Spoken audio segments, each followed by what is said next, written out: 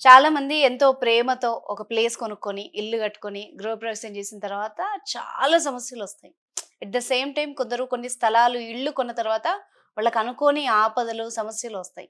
దీని వెనక ఏమన్నా రీజన్ ఉంటదా?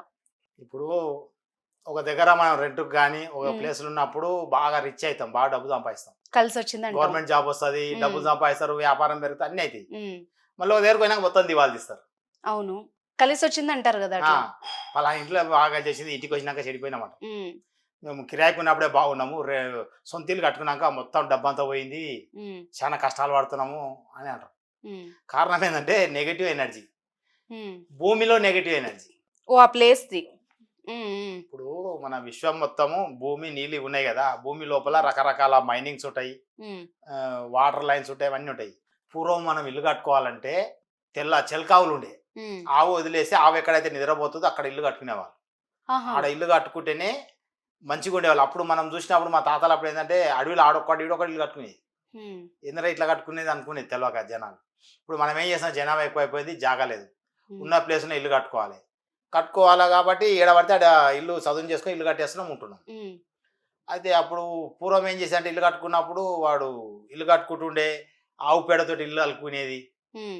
కల్లాపి చల్లుకునేది, ఆవు పేడ ఇల్లు అలుకునేది ఆరోగ్యంగా ఉంటుండే. హ్మ్. మనం ఇప్పుడు ఏంది మార్బుల్ బండలేస్తున్నాం.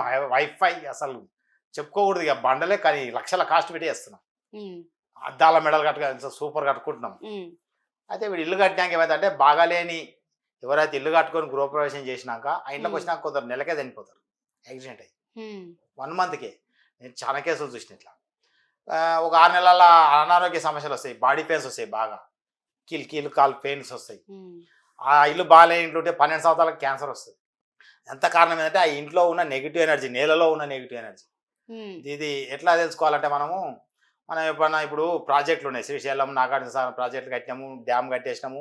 నీళ్లు బయటికెళ్ళిపోతే కరెంట్ ఉత్పత్తి అయితది. హ్మ్. అలానే భూమి లోపల కూడా నీళ్లు పోతుంటాయి కాలువలు. హ్మ్. మన శరీరానికి నరాలు ఎట్లుంటాయో భూమికి కూడా నరాల లోపల నీళ్ళ లైన్స్ పోతుంటాయి అంతటా.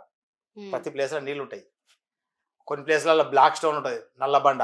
హ్మ్. నల్లబండ అయినా నెగెటివ్ ఎనర్జీ. హ్మ్. నీళ్ళ లైన్‌లు పోతున్నా నెగెటివ్ ఎనర్జీ వస్తది.